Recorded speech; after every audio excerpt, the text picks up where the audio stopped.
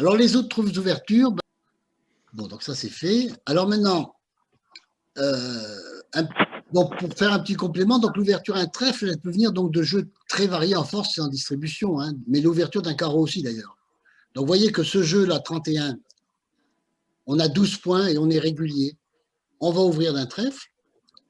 Le jeu 32, on a un jeu unicolore à trèfle, avec 13 points, mais 15 HL, mais on va ouvrir un trèfle également.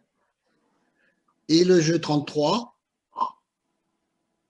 avec 18 points, honneur et un point de longueur, donc 19 HL, il va être ouvert un trèfle également, la couleur la plus longue. Alors bon, il en est de même pour l'ouverture d'un carreau. Donc vous voyez ici, on ouvre le jeu 34 d'un carreau.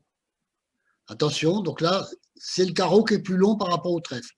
On n'a pas 5 piques, on n'a pas 5 cœurs, donc on ouvre dans une des deux mineures, et il y a plus de carreaux que de trèfle, donc on ouvre un carreau. C'est le seul cas où on ouvrira d'un carreau avec seulement 3 cartes, c'est quand on aura 4 cœurs et 4 piques. Hein, c'est bon, un cas assez rare. Donc le jeu 35, qui est très riche, 4, 6, 8, 9, 10, 11, 12, 14, 15. Il a 15 points, mais 3 points de longueur, ça fait 18 HL. Hein. 20 même, j'ai mis. 4, 5, 7, 8, 9, 10, 11, 12, 14, 15, 16, 17. Non, il n'y a que 18. Bon, je ne sais pas pourquoi j'ai mis 20, bon, c'est pas grave. Donc lui, on l'ouvrira également d'un carreau. Alors là, vous allez me dire, oui, mais cette fois, j'ai 5 cœurs. Hein. Alors c'est très important, c'est on ouvre la couleur la plus longue. Hein. Donc on a bien 5 cœurs, mais on a 6 carreaux. Donc on ouvre d'abord la couleur la plus longue. Hein. On verra qu'il y aura parfois quelques exceptions, justement dans le cas de la couleur majeure. Si le carreau était vraiment vilain et le cœur très beau, on ferait une exception. Hein.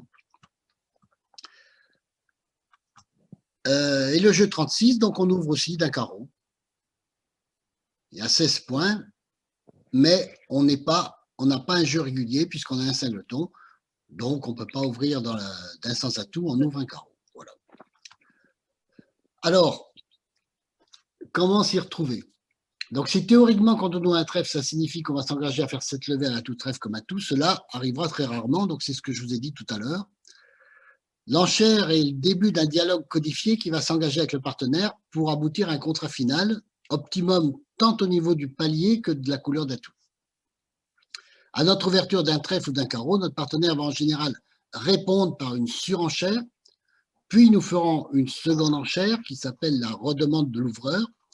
Et cette deuxième enchère, elle sera déterminante car elle viendra cette fois compléter notre première enchère pour donner la force et surtout la forme de notre jeu. Hein. Je suis aussi surpris que vous parce que je me rappelle plus ce que j'ai fait à la diapo suivante à chaque fois. Donc, quand je clique, je dis, ah, tiens, c'est ça. Donc là, c'est le résumé. Donc, quand j'ai l'ouverture 12H ou 13HL, donc j'ai 5 cartes à pique ou 5 cartes à cœur, ouverture un cœur à pique. J'ai un jeu régulier 12 à 15 points à 17, 15 à 17, pardon, ouverture d'un sans atout. J'ai un jeu régulier 20-21, ouverture de 2 sans atout. Dans les autres cas, ouverture, un trèfle, un carreau. Donc ça, en fait, c'est un peu la démarche intellectuelle qu'il faut avoir.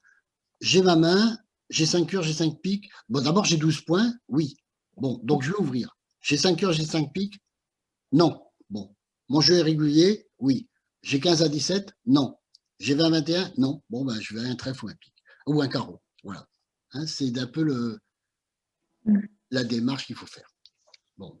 Il y aura quelques autres ouvertures, hein, on les verra plus tard, parce qu'elles sont beaucoup plus rares et un peu plus compliquées, on va dire.